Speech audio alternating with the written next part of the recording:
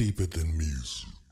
The core of you, the fans, the truth is deeper than music, deeper than music. Simply the truth is the latest, the newest. It's deeper than music, deeper than music. The core of you, the fans, the truth is deeper than music, deeper than music. Simply the truth is the latest, the newest. It's deeper than music, deeper than music.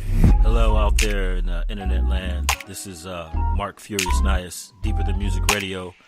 Behind every great song, there's an even greater story. Here on Deeper Than Music Radio, I'd like to shout out everybody on Spotify, Google Podcasts, iTunes, Spreaker, iHeartRadio. Thank you for tuning in to another episode here on Deeper Than Music Radio. And as I stated in a previous interview that Deeper Than Music Radio, we like to interview guests who speak the universal language of music. Music is universal. Music is fluid. We've had guests from England, Norway, and all over. And today we have another special guest by way of Tennessee and Georgia, genres rock and country music. Ladies and gentlemen, here with us, special guest Eric Dodd here on Deeper Than Music Radio. How you doing? Hey man, I'm doing great. I appreciate you having me on. Oh, not a problem. Definitely glad to have you here on Deeper Than Music Radio. Yes, sir. We always love having guests that speak the universal language of music.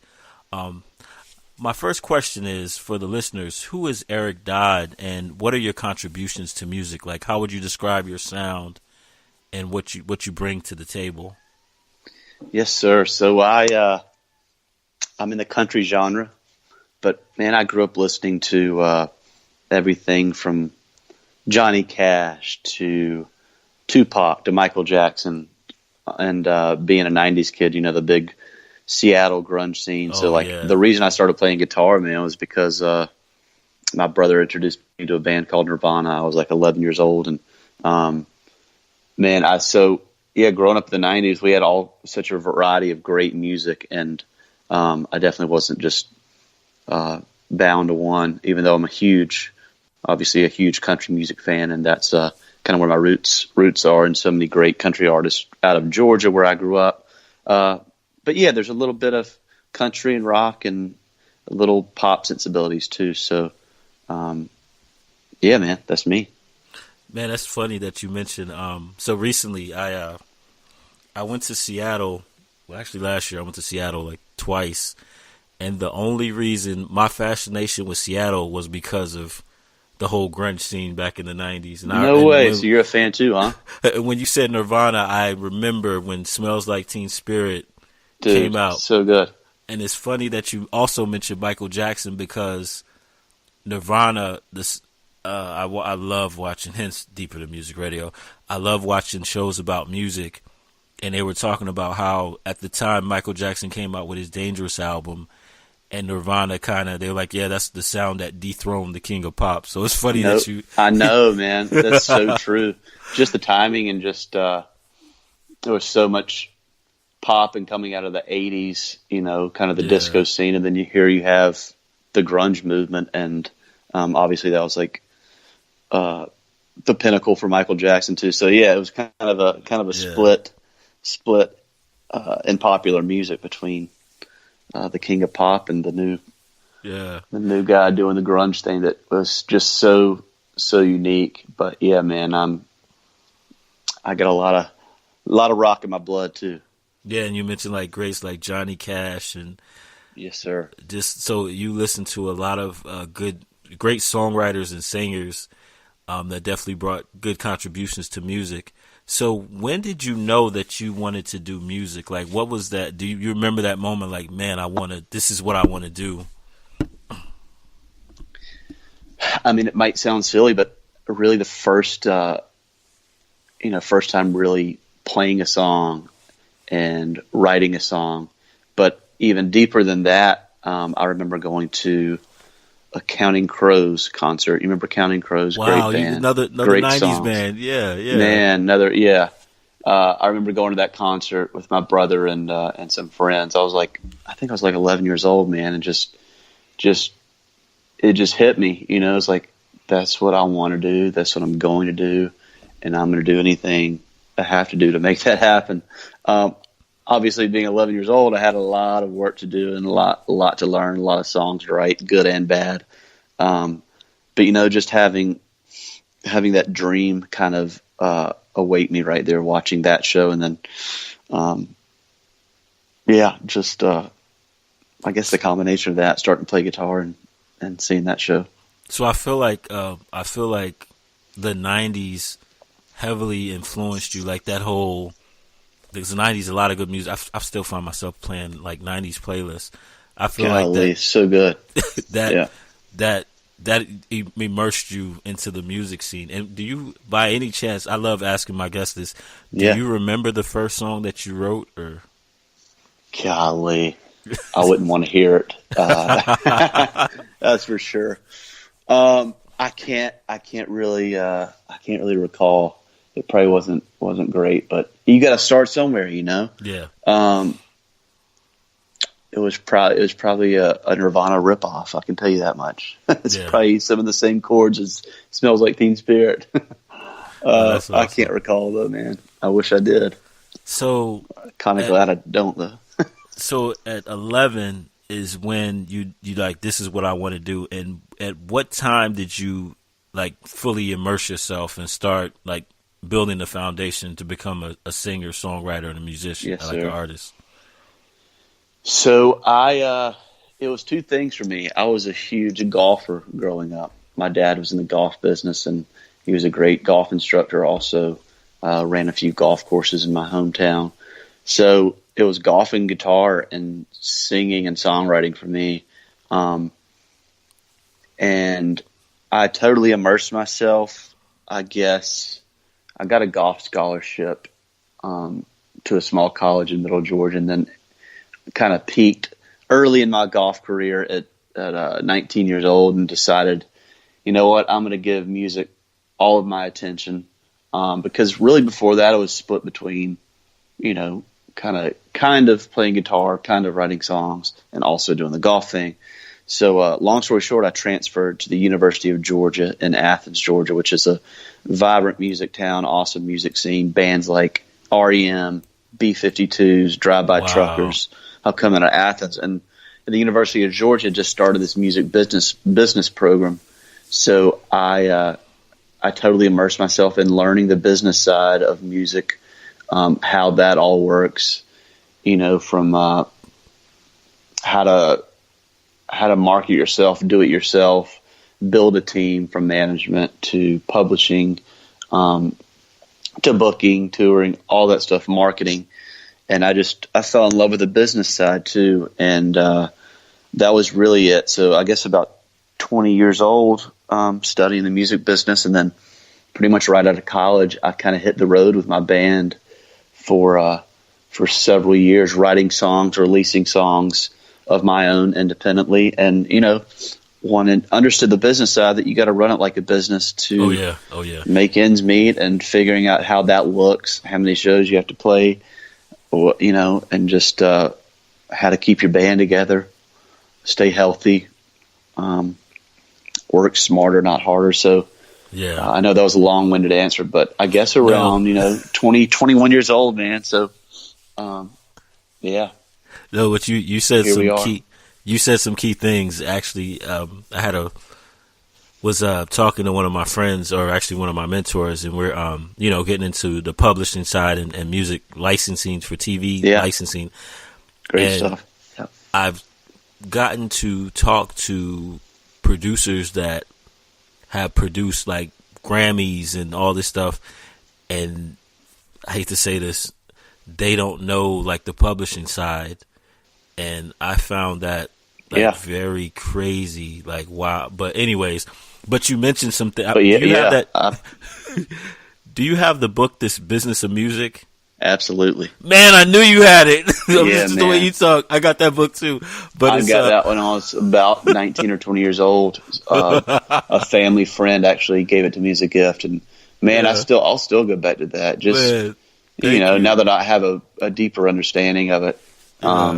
It's always good to keep fresh, man. And a lot of the contracts are still very similar than, when that book came out. So yeah, that's a classic. That's a great one. But you hit upon some key things and I like one thing that you said, that you identified, okay, this is how many shows that we got to do to eat, to live. Yeah, to live. And I make feel a living first, Exactly. And I feel like we come from the school of, I tell people now everything you can go to the University of Google or YouTube, but back then we had to go to the library. We had to. So. Absolutely. Sit down and learn it yourself and dig in, and yeah, man.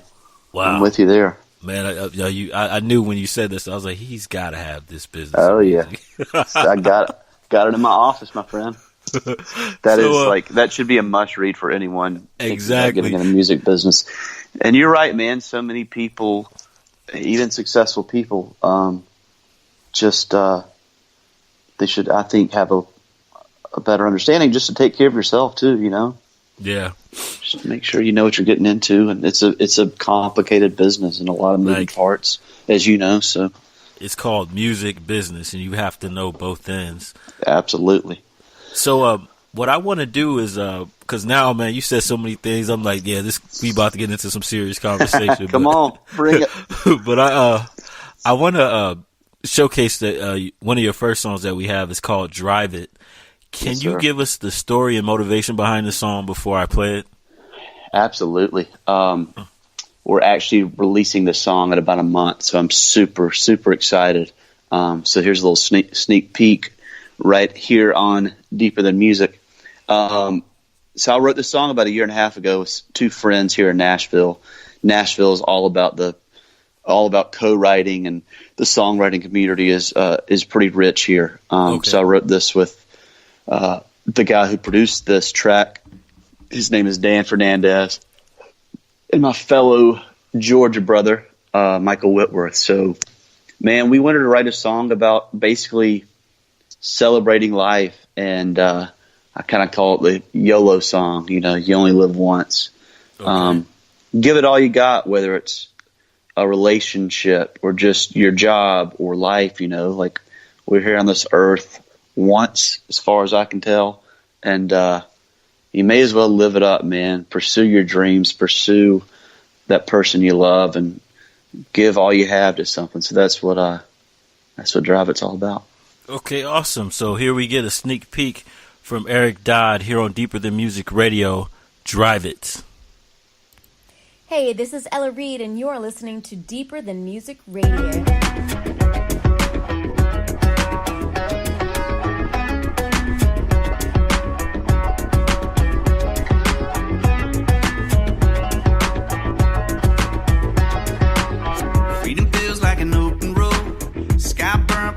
Sunset, deep breath and we let it go, and just think how sweet it is. Every mile, every minute, all the time that we're given. Ain't watching the hourglass, it's gonna run out anyway. It comes like a lightning flash, just like that it fades. Every twist, every turn, gotta roll with it. It's all about here and now, living in the moment. We only got this one shot to take it like we own it. Four wheels in the heat of the night, fifth gear, gotta hold on tight to this good life, this wild ride. Let's drive it like we stole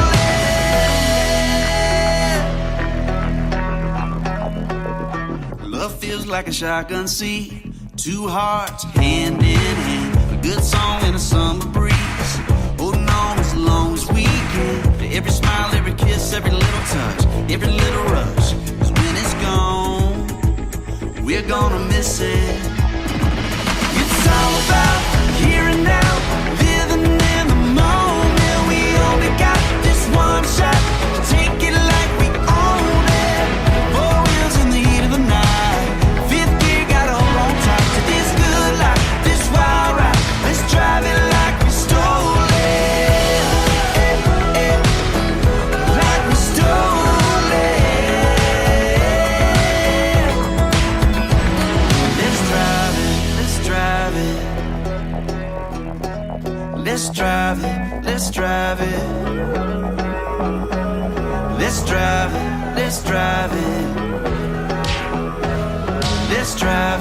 let's drive it. Let's go. It's all about here and now, living in the moment. We only got this one shot. Let's take it like we own it. 4 wheels in the heat of the night.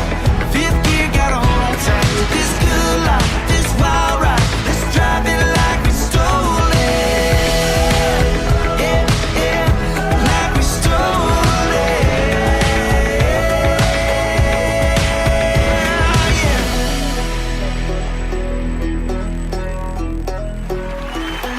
Ladies and gentlemen, Eric Dodd, Drive It Like We Stole It here on Deeper Than Music Radio.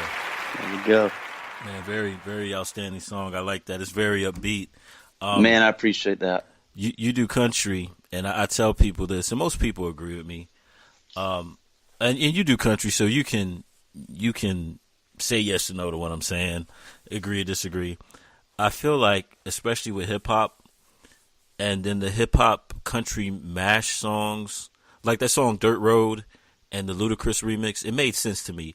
And if you, I listen to lyrics, and I'm like, there's really like the down to earth, relatable hip hop, not the crazy stuff. It's really the music or where it's coming from is not really that different from each other. Man, it's storytelling, man. Yeah, exactly. And then I feel like it's like working class music, relatable music. Absolutely. And I pay attention. It's all about living, man. All about living and a little about love. That's what Alan Jackson said that best. So but you're right, man. I grew up listening to a ton of hip hop. Being from Georgia, I was a big Outkast fan, still am. Oh yeah. You talk about great storytelling. Good gosh, those guys are as good as it gets, man. So I'm with you. Yeah, because there's a ton of parallels in hip hop and country. Even your cadence is kind of. I'm like, man, it's kind of hip hop right now. I'm hearing in this song. Well, I appreciate it, man. That means a lot. I'll take that as a compliment for sure. So, what has been as an artist, and like you said, you learned the business side, you marketed yourself, kind of like a do for self. What has been the biggest challenge you've had in your music career? Gosh, just the early years of doing it all on your own.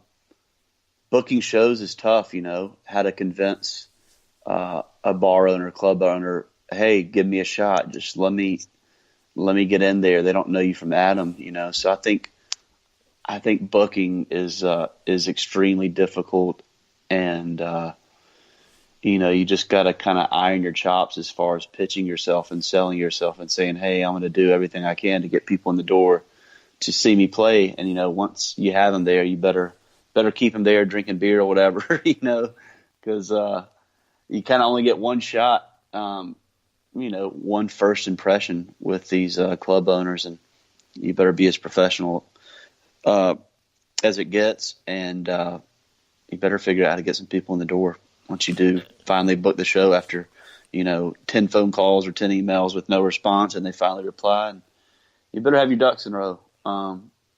So I think that's a huge challenge for someone just starting to play shows and they don't have a booking agent, Yeah, you said it perfect. When you think about this business of music, the club owners, they care about how many people you bring in and how much they're going to spend at the bar. Absolutely.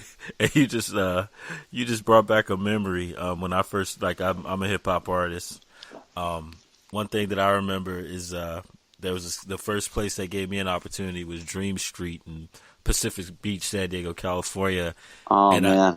I had to get one of Awesome. my part of my team to watch the doorman to make sure the doorman wasn't shortchanging us the money of the people that came in and paid. So, hey, that's experience, man. That's smart. Yeah, the struggle is real. I remember absolutely, dude. That's so relatable. Oh man, I think we've all been there. Absolutely, and that's a challenge. And then even I tell people, people that I want to have on the show or reach out to, you gotta remember back in the day, you had to have your press kit. You had to, like you said, you had to sell the club. Like, look, this is what Oh, I yeah. bring, and I will, ultimately they're like, how many people can you bring? How many people will Yeah. spin at the bar? That's what they're thinking. What But can you do for me before I? Exactly.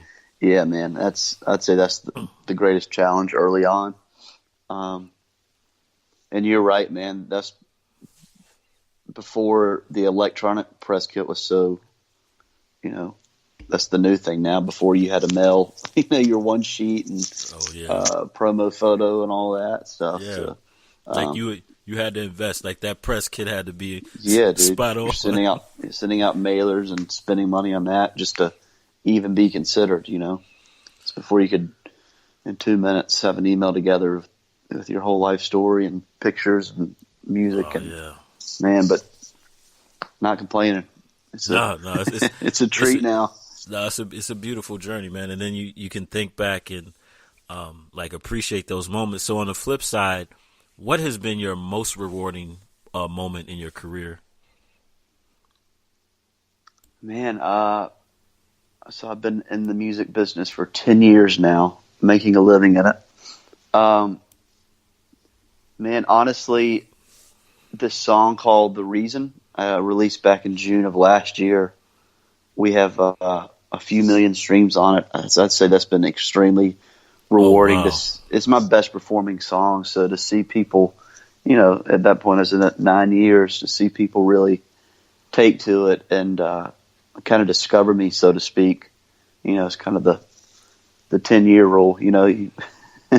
All this hard work, and finally 9 years later, people are starting to discover my music. And after I've written several hundred songs, so I'd say that has been really rewarding. And another side, I'm a published songwriter, so having other folks record my songs is like the ultimate compliment. Wow. Yeah, especially when I really love the artist that records it, or maybe I wrote the song with them or for them, which is one thing I really, really enjoy, and it's awesome about Nashville and the songwriting community here, getting to write with other great songwriters and artists that could potentially, take the song we wrote or co-wrote and make it their own. So having some of that's been awfully rewarding. There's no bigger compliment than a songwriter than someone, recording your art. Yeah, no, that's pretty impressive. And 1 million streams, that is that's really impressive. So congratulations on that. I appreciate it, man. Appreciate it. So next we have Pretty Girl, Lucky Guy. Can you give us the story behind this song? Oh yeah. So I'll preface the setup. I'll set up the setup by saying this. I got married about just over a year ago, and happened to be writing a lot of love, kind of around the time I asked my now wife to marry me. And this is our song and our story. It's about the climbing the mountain together, the mountain of life, so to speak, and having your kind of partner in crime, partner in life, there through the thick and thin. So it's just about the hook comes and says, you'll be standing right there, always by my side. Pretty girl on the left, lucky guy on the right. And that's me and her. I'm definitely a lucky guy, and have a pretty amazing woman. So this is my song for my wife. It's called Pretty Girl, Lucky Guy. Here we go. Pretty Girl, Lucky Guy on Deeper Than Music Radio with Eric Dodd. This is Marquivas Furious Nias, and you're listening to Deeper Than Music Radio.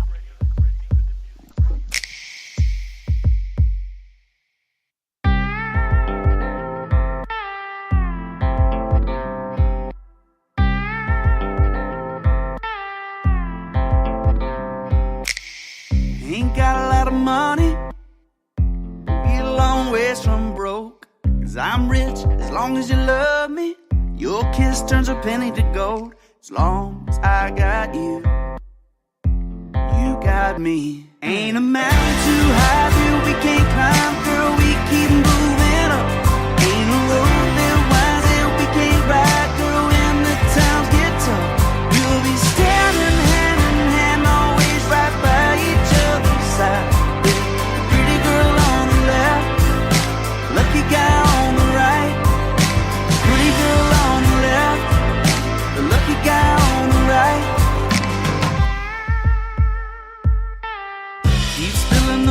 wishes, and I'll keep on coming true. Feels like I'm winning, 'cause there's no way to lose. When I'm with you, there's nothing we can't do. Ain't a mountain too high that we can't climb, girl, we keep moving up. Ain't a road that winds that we can't ride, girl, when the times get tough.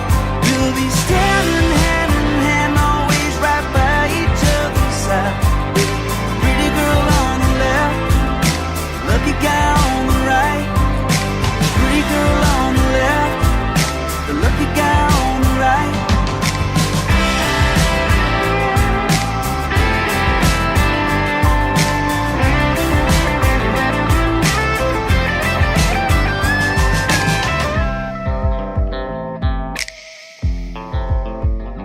Ain't a mountain too high that we can't climb, girl, we keep moving up. Ain't a road that winds that we can't ride, girl, when the times get tough.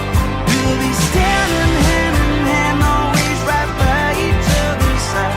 Yeah, the pretty girl on the left, lucky guy on the right. Yeah, the pretty girl on the left, I'm the lucky guy on the right. Yeah, the pretty girl on the left, I'm the lucky guy on the right. The pretty girl on the left, I'm the lucky guy on the right.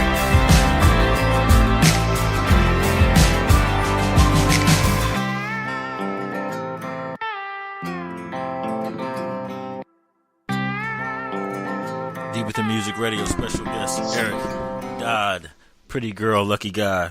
I like that song too. It's got like a little snappiness to it. Yeah, it does, man. Yeah, I appreciate it.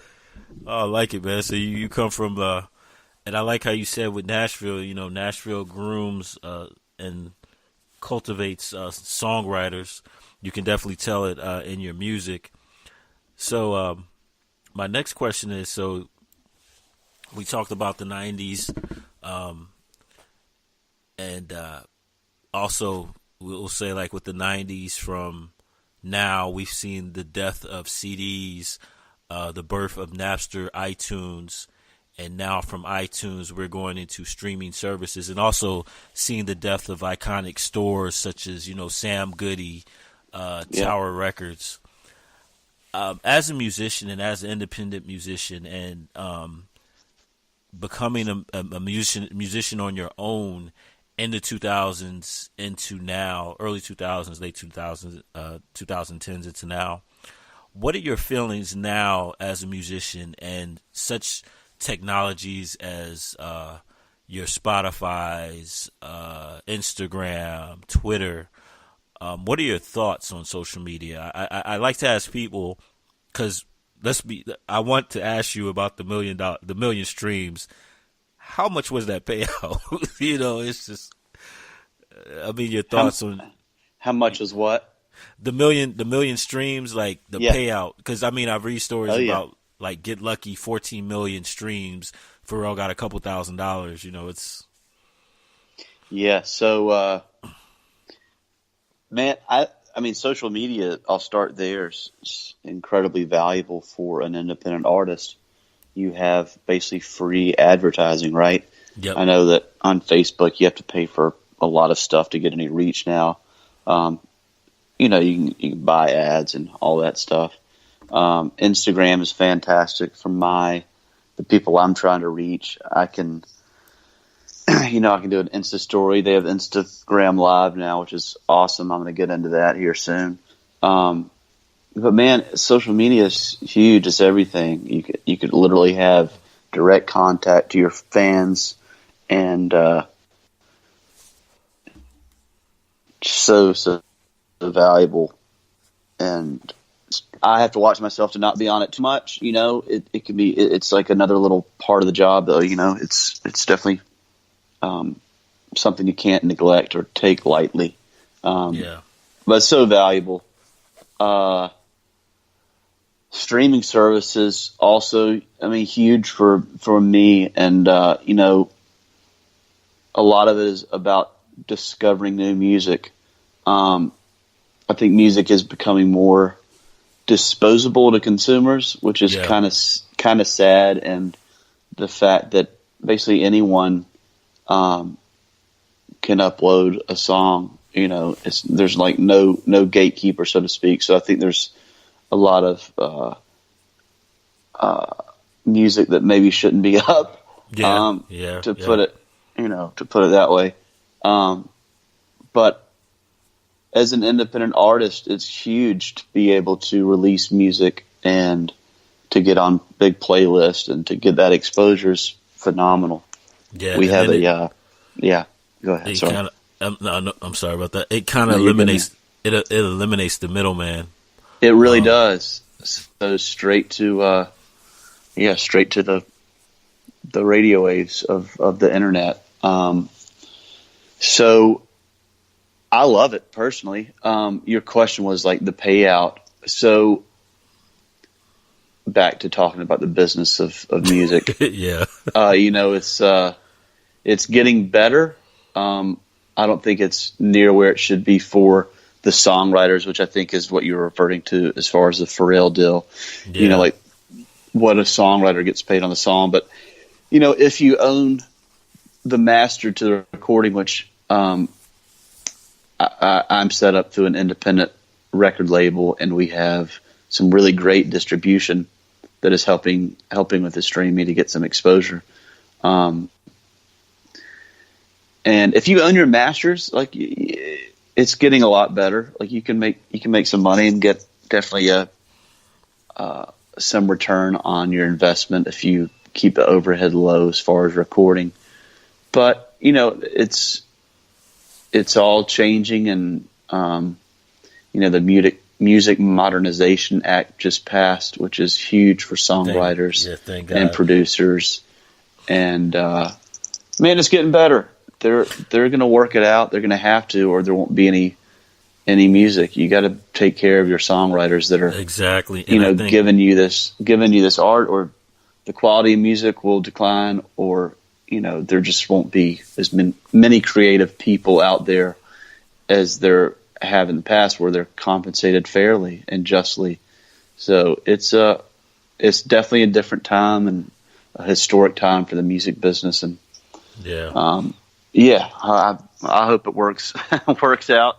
Yeah, I think it will. More a to lot of our people benefit as the creators, Yeah, like you said, you got to take care of the creators and people. I mean, you got to make a decent living off of their passion. And I actually watched an interview with Lawyer Cohen, who was one of the head guys of Def Jam Records, and he said the music industry was reluctant to embrace Napster and the change, and like now they're still catching up, if you will. Absolutely. And when Napster was 1999, so here we are 20 years later, man. Like, how crazy is that? That's insane. And Steve Jobs totally changed the game with iTunes and iPods. Changed how music is consumed, no doubt. So, crazy, man. Crazy time.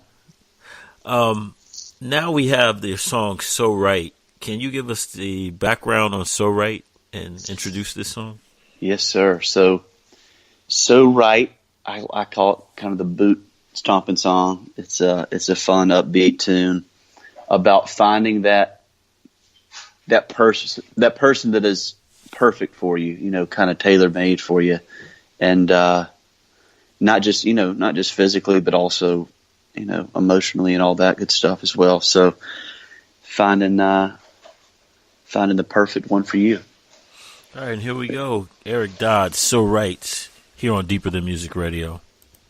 Hey, this is Ella Reed, and you're listening to Deeper Than Music Radio. You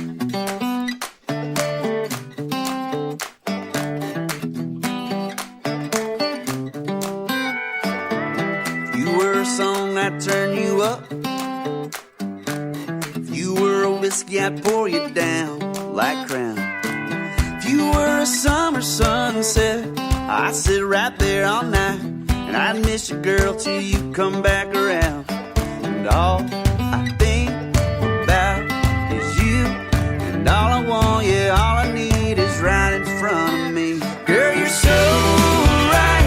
I love this feeling I'm getting, looking in those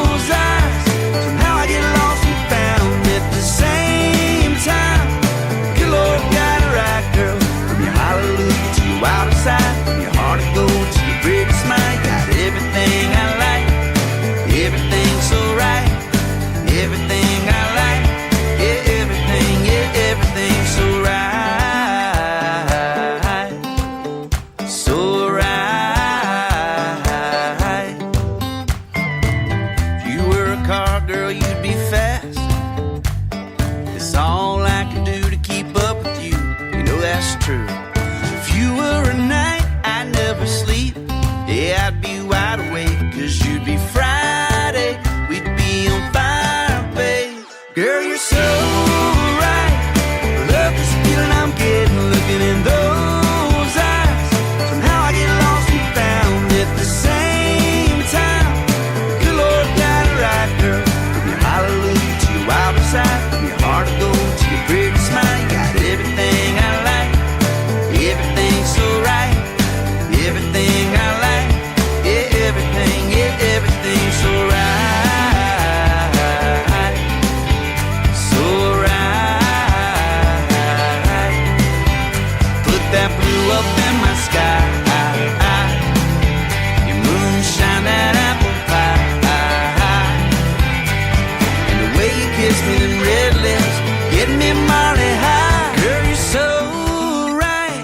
I love this feeling I'm getting, looking in those eyes. Somehow I get lost and found at the same time. The good Lord got it right, girl. From your hallelujah to your wild side, from your heart of gold to your pretty smile. You got everything I like, everything so right, everything I like. You got everything so right, so right, so right, so right. Deeper Than Music Radio. So right. Eric Dodd here on Deeper Than Music Radio. That's upbeat. I can see people dancing, in line dancing to that. I hope so. Yes, sir. Grooving to that. Man. So what would be your dream collaboration to work with? Oh man, still living, right? Either living or gone. God, I mean, gotta say Kurt Cobain on the just a legend. But man, I think Outkast would be amazing. Yeah, definitely a cross genre collaboration. it is so funny. Like this, the names you. So I've been watching Netflix. Die Too Young. Yeah. I was watching the one on River Phoenix. They had one on Kurt Cobain. I haven't seen the River Phoenix one. I'll have to watch that. I was watching 2000s, a CNN documentary on the 2000s, and they talked about Outkast and just how they just Atlanta hip hop. Yeah. And it's like the stuff that you talk about.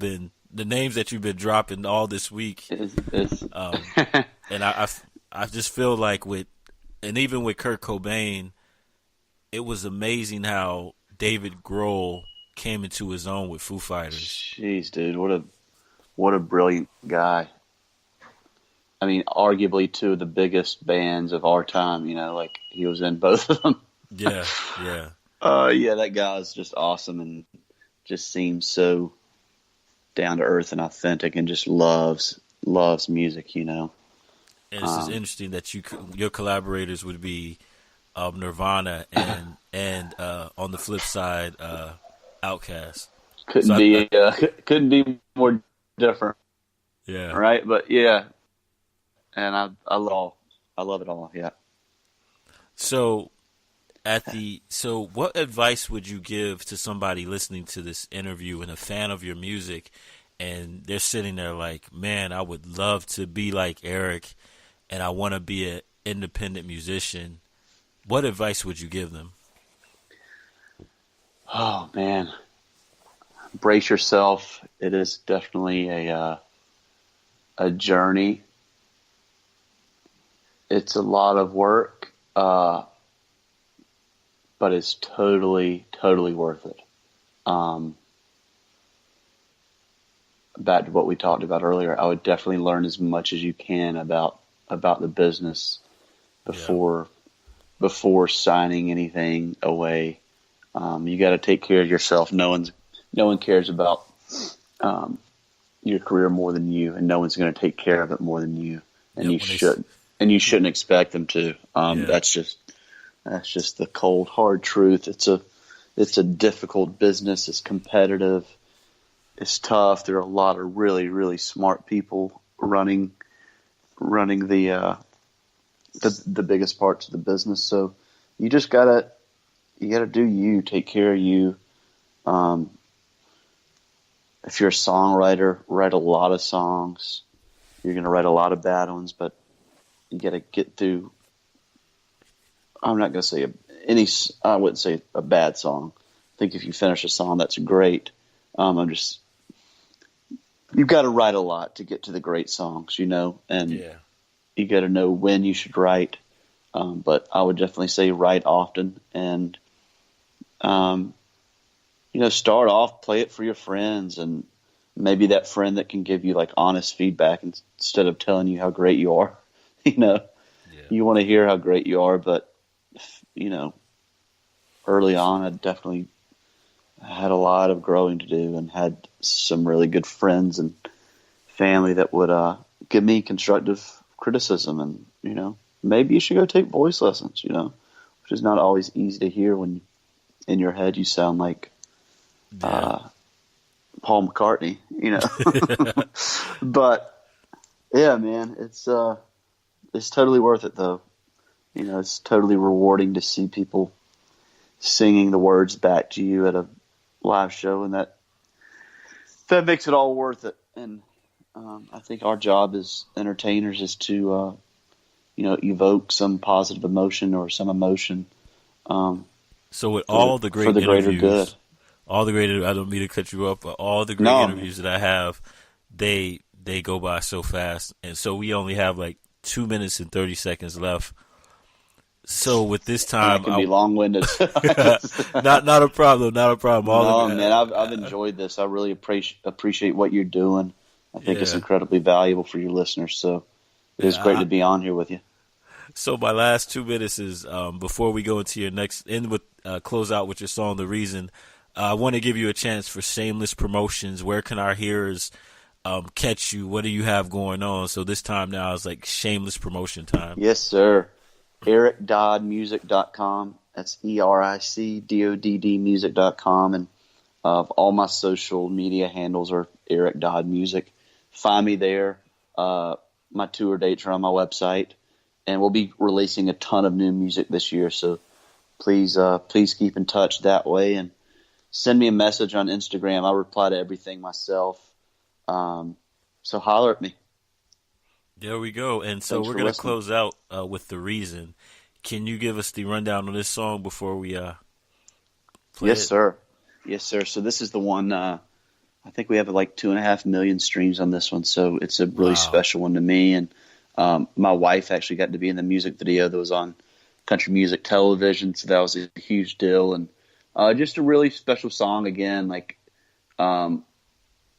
this is from the perspective of, taking that leap of faith into falling in love and giving all you have to someone else unconditionally. And it's called "The Reason." And here we go. We're closing out with special guest Eric Dodd here on Deeper Than Music Radio. And Eric, thank you for coming out and sharing your story thank here. Thank you. I really, really appreciate it, man. This was a lot of fun. Oh, not a problem, man. Thank you for coming out, and you have a good one. And to our listeners, we're closing out with Eric Dodd's "The Reason" here on Deeper Than Music Radio.